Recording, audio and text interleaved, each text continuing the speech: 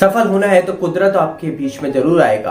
कुदरत आपको रोकेगा, टोकेगा, पर हर बार आपको रोकने के लिए बहुत कोशिश करेगा, क्योंकि कुदरत का मानना है अगर एक इंसान को सक्सेस होना है, एक इंसान को फेमस होना है और एक इंसान को अगर अपनी पहचान बनानी है और पैसा कमाना है और इज्जत कमानी है तो कुदरत को तो हराना पड़ेगा। क्योंकि कुदरत को हराए बिना कुदरत कभी भी चैन से नहीं बैठता। जब तक कुदरत को नहीं आप हराओगे तब तक आप कुछ भी नहीं पा पाओगे।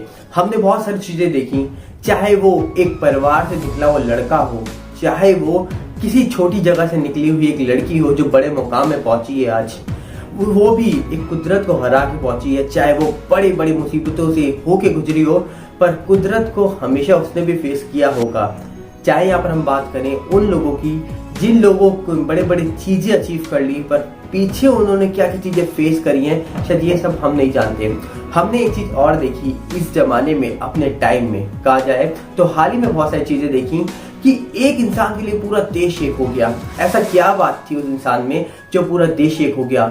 ऐसी क्या बात है उन लड़कियों में जिनके लिए आज पूरा देश चाहता है कि एक गली ऐसी बन जाए जहां से वो लड़कियां सेफ निकले, जिन लड़कियों के साथ कुछ गलत हो रहा है आज भी देश में।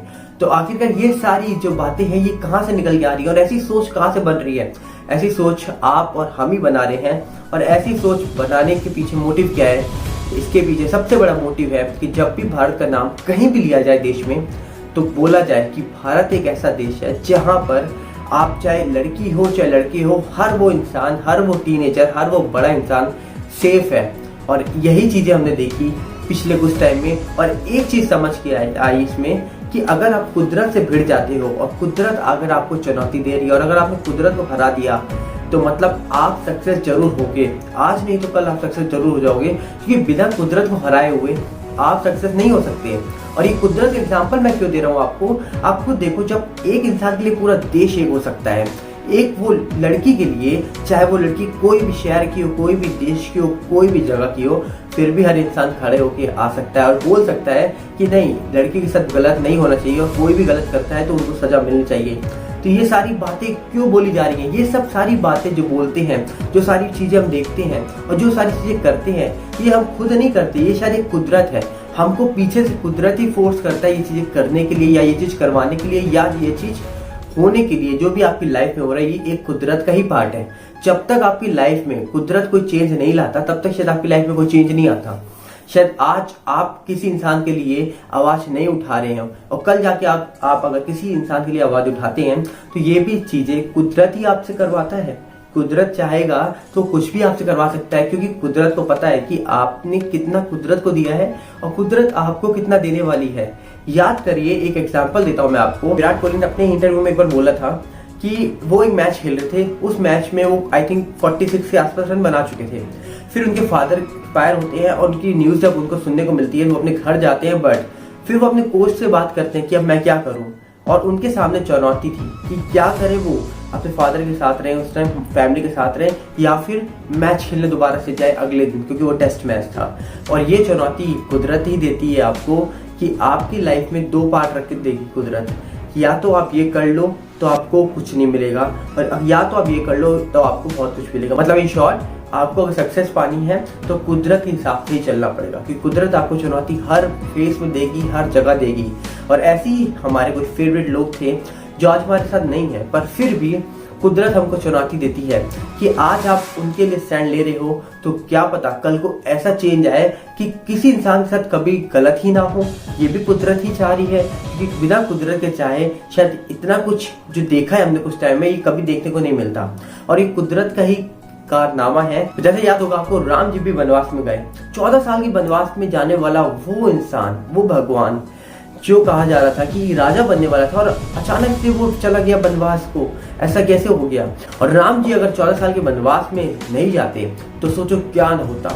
अगर वो इंसान, वो भगवान 14 साल के लिए वनवास में ना जाकर उसी दिन राजा बन जाते तो शायद आज रावण जिंदा होता, तो शायद आज रावण बहुत सारी चीजें कर रहा होता जो शायद वो नहीं कर पाया जाने के बाद। तो सब कुछ, सब खेल कुदरत का है। हर वो इंसान, हर वो पल जो आप बिताते हो, वो सब कुदरत का खेल है। तो कुदरत को फेस करना सीख जाओ, आप हर चीज फेस कर लोगे। चाहे वो इलेक्शन से लेके कुछ भी हो दुनिया में, एक इलेक्शन भी लड़ रहा होता है ना कोई इंसान, कोई भी पार्टी खड़ी हो इलेक्शन में, तो इलेक्शन भी लड़ने से पहले और लड़ने के बाद हर बार उसको कुदरत का सामना करना पड़ता है। एक गलत शब्द और कुदरत ऐसी पलटी मारती है कि वो इलेक्शन से हार जाता है। तो ये सब कुदरत है कि कुदरत जो चाहती है वही होता है। जब तक आप कुदरत को फेस नहीं करोगे तब तक कुछ नहीं होगा। और जैसा रिस्पॉन्स आज के टाइम में युवाओं की ओर से देखने को मिल रहा है बहुत सारी चीज़ों में, चाहे वो हमारे देश में कुछ भी ऐसा गलत हो रहा हो, चाहे वो किसी गर्ल के साथ लड़की के साथ गलत हो रहा हो, या फिर किसी लड़के के साथ गलत हो रहा हो, या फिर किसी परिवार के साथ गलत हो रहा हो, फिर भी युवा खड़े हो रहे हैं, स्टैंड ले रहे हैं और आवाज उठा रहे हैं कि आगे किसी के साथ ऐसा ना हो। तो ये सब के पीछे रीजन क्या है?